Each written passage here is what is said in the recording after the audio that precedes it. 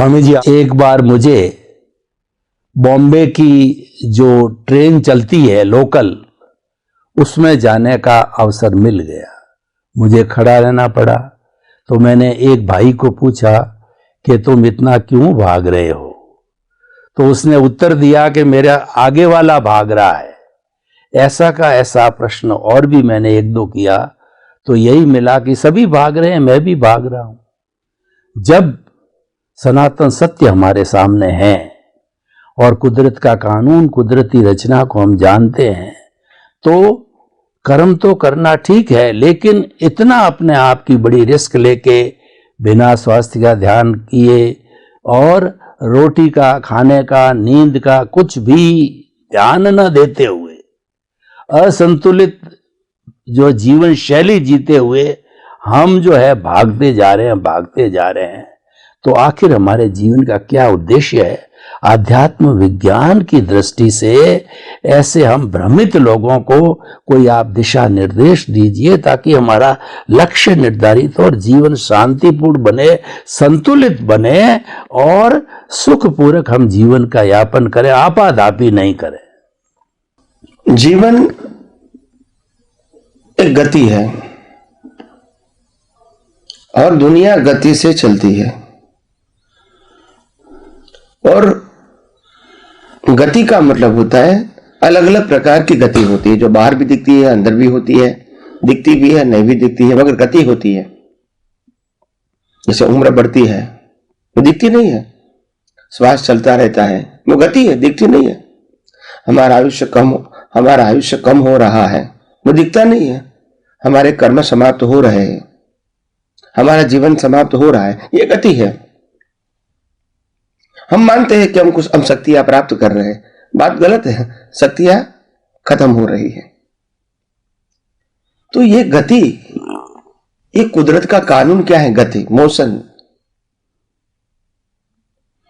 तो जीवन जीना वो गति है, और जीवन का अंत होना वो अल्प विराम है।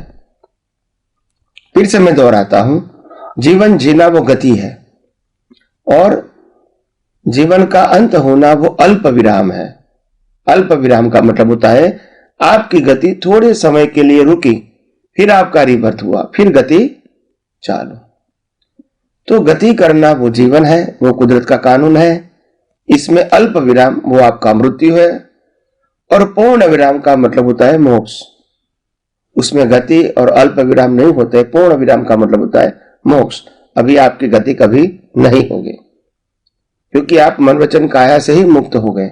गति मन वचन काया को लागू होती है, आत्मा को लागू नहीं होती है। तो इसी प्रकार से गति वो एक जीवन है। श्वास लेना, breathing exercise, blood circulation, digesting, हाथ पांव हिलाना, दिमाग को चलाना, भाषा बोलना, क्रिया करना, ये सब गति तो है। बिना गति तो जीवन है ही नहीं। कोई कहता है भी वो उसको लकवा हो गया है, हाथ पांव तो वो नहीं हिला सकते, तो श्वास तो चालू रहेगा, ब्लड सर्कुलेशन भी चालू रहेगा, आत्मा की हाजिरी भी चालू रहेगी, विचार भी उनके चालू रहेंगे, भाषा में तकलीफ होगी, चलने में तकलीफ होगी, हो सकता है, मगर गति बंद होना उसका नाम है अल्प विराम।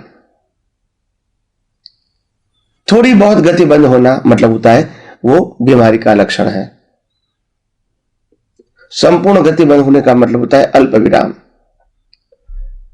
और गति कायम के लिए समाप्त होना मतलब है पूर्ण विराम, यानी मोक्ष। फिर जन्म मरण नहीं होते हैं। तो भागना दौड़ना जीवन में अच्छी बात है, मगर भागते दौड़ते उसके पीछे कोई ध्येय नहीं है, कोई गोल नहीं है, और गोल है तो भी उसके पीछे कोई सोच नहीं है जो होनी चाहिए। बस ये सबसे बड़ा प्रश्न है। जो भी लोग दुनिया में आते हैं, हर व्यक्ति गति तो करती है अपने लेवल के मुताबिक, चाहे आप संसारी हो, चाहे साधु हो या त्यागी हो, सबको गति करना ही है। कोई हाथ पांव हिला के गति कर सकते हैं, कोई विचारों से गति कर सकते हैं, कोई अपनी दृष्टि से गति कर सकते हैं, कोई अपने संशोधन से गति कर सकते हैं। गति तो करना ही है सबको। केवल ज्ञानी भी गति करते हैं, उनका अभी तो ज्ञान दर्शन चलता रहता है। जहां तक शरीर है वहां तक शरीर है, संजोग है, अवस्थाएं है, तो गति होगी ही। जब निर्वाण हो जाते हैं तो वो गति बंद हो जाती है। कहने का मतलब गति वो गलत बात नहीं है, मगर गति जो हम करते हैं वो बिना ध्येय करते हैं, बिना गोल करते हैं, आखिर क्या बिना सोचे समझे करते हैं, बस वही हमारी अज्ञानता है। हम आपकी पूरा जीवन किस हेतु के लिए जी रहे हैं? क्या खुद के लिए जी रहा है? तो खुद के लिए जीते हैं तो खुद तो समाप्त हो जाएगा। बच्चों के लिए जी रहे तो क्या बच्चे साथ में आने वाले हैं? साधन संपत्ति सत्ता के लिए जी रहे, उसको तो छोड़ के जाना है। शरीर के लिए जी रहे, इसको तो जलाना है। अब किसके लिए जी रहे? दौड़ते हैं, गति करते किसके लिए? तब वह ज्ञानी भगवान फरमाते हैं कि आपकी गति जो हो रही है इसके पीछे पर्पस होना चाहिए। क्या होना चाहिए? कि मैं जो ये जीवन जी रहा हूं मन वचन काया से, उसके पीछे मेरा मकसद क्या है? ये जीवन जीते जीते जीते मैं ऐसा अनुभव करूं, ऐसी दृष्टि प्राप्त करूं, ताकि मैं ये दुनिया का सनातन सत्य समझ पाऊं। इसमें मेरे मन वचन काया की क्रिया बाधक नहीं होगी। और इसलिए मत मानना कि ये विज्ञान आपके मन वचन काया की कोई भी अवस्था को डिस्टर्ब करना चाहते हैं।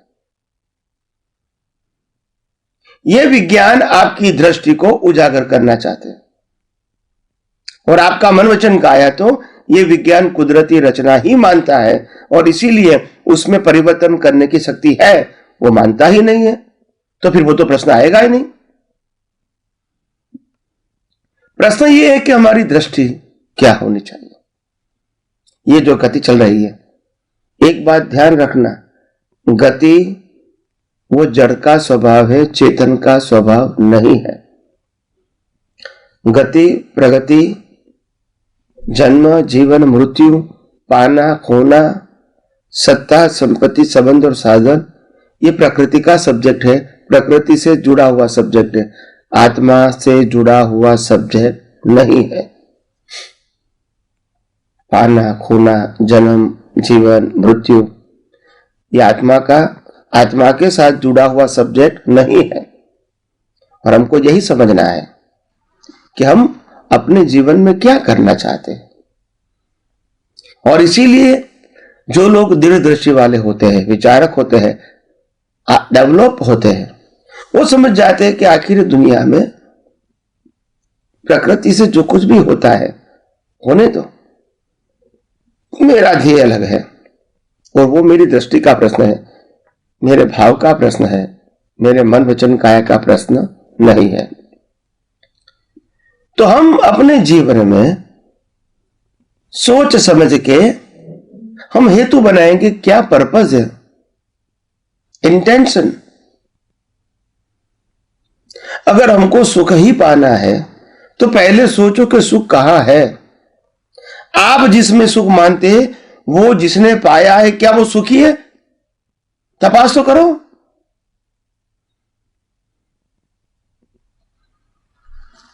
आप कहते हैं कि आपने डिग्री प्राप्त कर दिया तो आप सुखी है। डिग्री प्राप्त करने वाले सुखी है? समाज आपके सामने है ऑब्जर्व करने के लिए।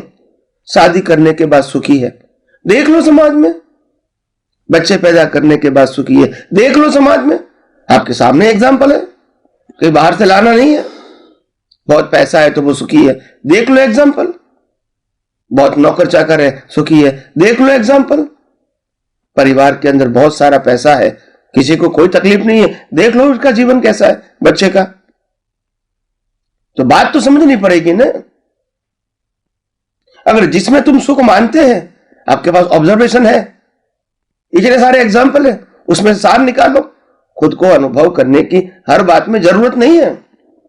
ज्ञान दर्शन से हम दुनिया को समझ सकते हैं, क्या है या क्या नहीं, और समझ के तो हम स्वीकार कर सकते हैं कि वास्तव में इस दुनिया के अंदर कोई जगह सुख है नहीं, वैसे दुख भी नहीं है। ये दोनों मान्यता है, सुख दुख दोनों अपनी मान्यता है। कुदरत ने इस दुनिया में किसी को सुख दुख नहीं दिया है, सबकी अपनी अपनी मान्यता है। एक अवस्था को आप सुख भी मान सकते हैं, दुख भी मान सकते हैं। जिसको शादी नहीं होती है तो उसको दुख भी मान सकते हैं, और जिसको शादी हुई है वो भी दुख मान सकते हैं। ये अपनी अपनी मान्यता है। एक को संसार में सुख लगता है, एक को त्याग में सुख लगता है, अपनी मान्यता है। एक को परिवार में सुख लगता है, एक परिवार को छोड़ने में सुख लगता है, अपनी अपनी मान्यता है। एक को मिलकत बढ़ाने में सुख है, एक को यही मिलकत उनको बोझ लगता है, बंधन लगता है, यह भी बात है। तो आखिर सुख दुख वो तो आपकी कल्पना और मान्यता है। मैं ऐसे काल्पनिक सुख दुख को की बात नहीं करना चाहता हूं। मैं सनातन सुख की बात करना चाहता हूं, जो था, है और रहेगा, और वो आत्मा का स्वभाव है।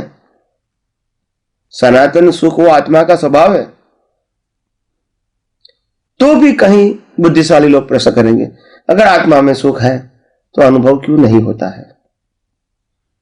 बात सही है कि अनुभव क्यों नहीं होता है, यह भी तो समझने की बात है। हमने जब लॉकर में गोल्ड सिल्वर रखा है, लॉकर को अनुभव नहीं होता है सुख का। क्यों? जरा सोचो। क्योंकि वह जड़ है, आत्मा नहीं है। आखिर उसकी भी अनुभूति आत्मा की हाजिरी से होती है। बात समझो। तो ये भी तो जड़ है, मन वचन काया। इसको जला दिया जाएगा। जो जलता है वो चेतन नहीं हो सकता है। चेतन तो हम है, और चेतन है तो अनुभूति है, जड़ में अनुभूति नहीं है। जब इंसान को जला दिया जाता है तो क्या वह दुख का अनुभव करता है? नहीं करता है। हम जिंदे हैं, किसी ने 5,000 रुपया ले लिया, नहीं दिया, दुख का अनुभव करेंगे। हम मर गए, 50 लाख रुपया छोड़ के मर गए, दुख का कोई अनुभव नहीं, क्योंकि आत्मा नहीं है। तो बात तो आज नहीं तो कल समझनी पड़ेगी ना। हम संसार में भी सुख दुख का अनुभव करते हैं, मान्यता वाला, वो भी आत्मा की वजह से ही है। ये बात आपको स्वीकारनी पड़ेगी। और इसीलिए आत्मा में सुख है कि नहीं, वो तो प्रश्न होना ही नहीं चाहिए। अगर मान्यता वाला सुख दुख भी हम आत्मा की हाजिरी से ही अनुभव कर सकते हैं, ये सत्ता, संपत्ति, संबंध और साधन, इसकी अनुभूति कैसे कर सकते हैं? आत्मा की हाजिरी में। अगर आत्मा नहीं है तो क्या इसकी अनुभूति कर सकते हैं? नहीं कर सकते, शरीर तो है। तो इसीलिए हम जो दौड़ भाग करते हैं वो समझने की जरूरत है, क्यों करते हैं। कर विचार तो पाम, श्रीमद राजचंद्र जी का यह सूत्र है, कर विचार तो पाम। सोचो तो सही, हम जीवन किसके लिए जी रहे हैं, किस हेतु के लिए जी रहे, किस पर्पस के लिए जी रहे, कौन से इंटेंशन से जी रहे, वो हमको नहीं मालूम, और दौड़ दौड़ कर रहे। तो दौड़ना वो प्रकृति का स्वभाव है, उसमें मैं क्वेश्चन नहीं करता हूं, मगर दौड़ते समय हमारा लक्ष्य क्या होना चाहिए, हमारा ज्ञान दर्शन क्या होना चाहिए, हमारा ध्येय क्या होना चाहिए, यह भी तो जरूरी है। अगर हमने समंदर के अंदर बीचों बीच स्टीमर को रख दिया, अभी होका यंत्र है नहीं, कहां जाना है नहीं मालूम, क्या होगा बताइए? पानी भी है, स्टीमर भी है, कहां जाना नहीं मालूम, दिशा तो है नहीं वहां, अभी क्या करोगे? तो पहले गोल नक्की करो, और गोल के साथ वो गोल तक पहुंचने का रास्ता, जिसको हम होका यंत्र कहते हैं, वो ले लो। बाद में जाना सरल है, मगर जब पानी में बीच में आके आपको मालूम नहीं है कि कहां जाना है, क्यों जाना है, डायरेक्शन नहीं है, होका यंत्र नहीं है, कहां जाओगे? पानी तो चारों ओर है। ऐसे संसार तो पूरा अज्ञानता से भरा हुआ है। ये संसार एक माया की जाल है, उसमें से निकलना आसान नहीं है, क्योंकि संसार के अंदर परिवार है, समाज है, धर्मगुरु है और एनवायरमेंट है, सोशल एनवायरमेंट। वह आपको इस संसार से बाहर नहीं निकलने देगा आसानी से। अगर आप निकलना चाहोगे तो भी ये आसान नहीं है। कोई कहेगा कि मैं त्याग लूंगा, मैं साधु बन जाऊंगा, मैं सन्यासी बन जाऊंगा, क्या नहीं निकल सकता हूं? भाई साहब, साधु बनना आसान है, सन्यासी बनना आसान है, संसार छोड़ना आसान नहीं है। ये बात हमको समझनी पड़ेगी। संसार वो दृष्टि की बात है, मन वचन काया की बात नहीं है। जब हमारी दृष्टि में संसार में ही सुख है, संपत्ति में सुख है, साधन में सुख है, मंदिर में सुख है, संस्था में सुख है, शिष्यों में सुख है, प्रसंगों में सुख है, संपत्ति में सुख है, तो वो तो संसार ही तो है। वेश बदलने से दृष्टि नहीं बदल सकते, दृष्टि बदलने की जरूरत है। वेश बदलो या न भी बदलो। तो आइए हम यही बातों को और गौर तरह समझने की कोशिश करें कि आखिर सच्चा सुख तो अंदर ही है और बाहर जो हमारा जीवन है वो कर्मों की भुगतान है, और जिस प्रकार से संजोग लेकर आए उसी प्रकार से हमको जीना पड़ेगा। मगर हमको आगे के लिए भी सोचना पड़ेगा, समझना पड़ेगा, वास्तविकता को स्वीकार करना पड़ेगा और उसी के मुताबिक नया भाव करके, नया इंटेंशन से हम नए कर्म बनाएंगे और नए जीवन की स्थापना करेंगे। यही मेरी आपको शुभकामना है। स्वामी जी, आपका बहुत बहुत धन्यवाद। आपाधापी के युग में जीने वाले लोगों को आपने बड़ा शुभ संदेश दिया कि जीवन का लक्ष्य बनाइए। जीवन जीना आपके हाथ की बात नहीं है, वो तो मन वचन काया से जुड़ी, और मन वचन काया तथा उससे जुड़ी हर अवस्था मात्र कुदरती रचना है। वह कुदरत के अधीन है, आप स्वतंत्र हो उसमें। लेकिन जीवन का लक्ष्य बनेगा तो आपका जीवन सारा संतुलित रहेगा। और वो लक्ष्य क्या हो, ये भी आपने बताया कि जो चल रहा है वह आप लेके आए हो, मन वचन काया, वो चलता रहेगा। और ये जो शरीर मिला है पिछले जन्म के कर्मों के भुगतान के लिए मिला है, ये इंस्ट्रूमेंट है। ये इंस्ट्रूमेंट तो चलता रहेगा, प्रकृति का काम है, कुदरत का काम है, कर रही है, करने दो। आप तो इसके साथ नहीं जुड़ करके विचारों को बाईपास करो। और आपने बताया कि दृष्टि को बदलो। न तो आपको वेश बदलना है और न कुछ भी नहीं करना, न संसार छोड़ना है, न जो चल रहा है उसका ऑपोजिशन करना है। दृष्टि को बदलना है। दृष्टि बदलोगे तो सृष्टि बदल जाएगी। दृष्टि क्या बदलनी है वो भी आपने बताया कि जो मान्यता वाला सुख दुख है वो काल्पनिक है। तो ये आप दृष्टि के अंदर बदल के देखिए कि मन वचन काया से मुक्त ऐसा मैं शुद्ध आत्मा हूं, और जो रियल सुख है, परमानेंट सुख है, ब्लिस है, वो तो मेरी आत्मा का स्वभाव है। यानी आप आत्मा से जुड़े रहो और मन वचन काया से जो चल रहा है उसको चलने दो, उसको डिस्टर्ब मत करो, उसमें टांग मत अड़ाओ, उसको स्वीकार करो। जब ये लक्ष्य आपने जीवन का दे दिया और जो कर लेता है वो संसार माया जाल होते हुए भी व्यक्तिगत रूप से वह सुखी रह सकता है। बहुत बहुत धन्यवाद स्वामी जी आपका। आपके प्रति कृतज्ञता नमन। जय सच्चिदानंद।